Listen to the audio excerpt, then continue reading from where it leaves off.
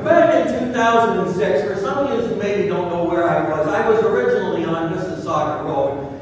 And back in 2006, we were going through a lot at the time. Norval was trying to get the land together, and my mom and dad had sold their farm, and I was in the process of trying to do something, and I bought another farm, and before I knew it, I was getting well beyond my comfort zone. And then on the 23rd of December of that Christmas, just a few days before, if the darn garage didn't catch fire. We had a terrible fire. It wasn't bad. It burned up a lot of junk at that, but everybody was okay. But about 10:30 that night, the police cars and the fire trucks were all on Mississauga Road, and we were able to kind of laugh at it once everybody was out and nothing happened. It was just a bunch of old stuff. But coming up the road about 10:30 that night, there was a police car down at the corner.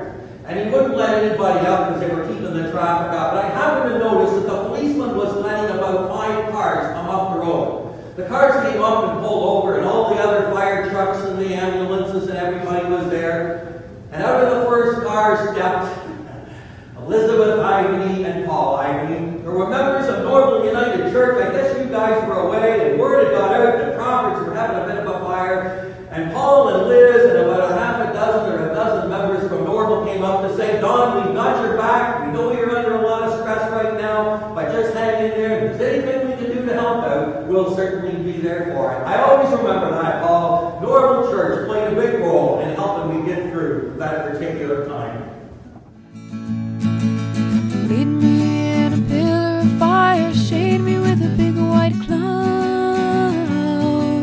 Lord, wherever you go, you'll always have me around.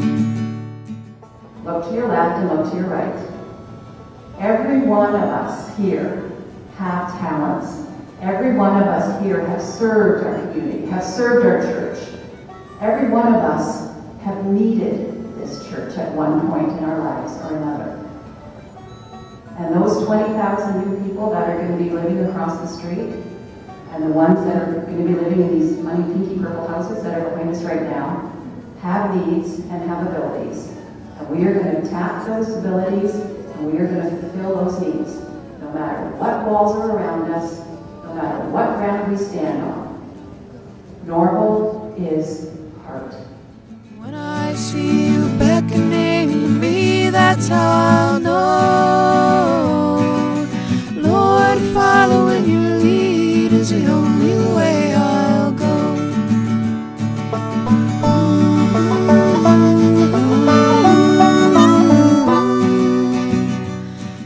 Probably a couple minutes for the envelopes to be passed out. So if you want to just relax and chat and stuff, I'll see you again in a moment.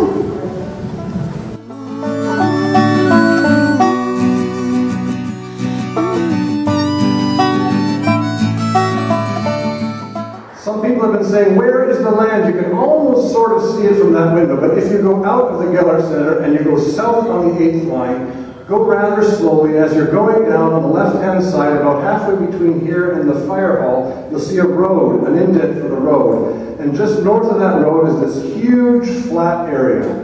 And that large flat area is 5 acres of land. It is big, and it is ours. And so if you're looking for the land, that is it as you go south on the Gellert Centre.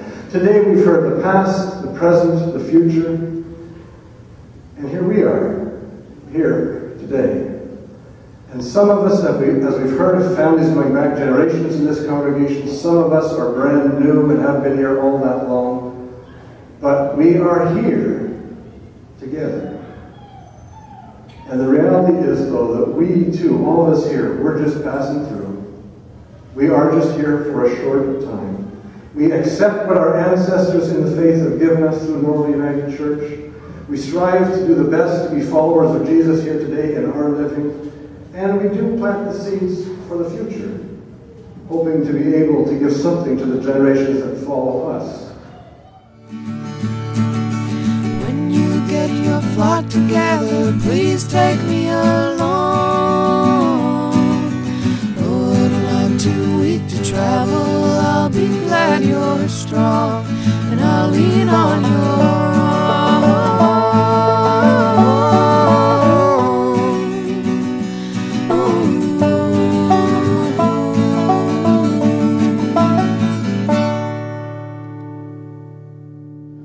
And now, the last one before I won't hold something longer. This came out of one of my mom's books. Mom had a book she made a few years ago called Mary's Memories.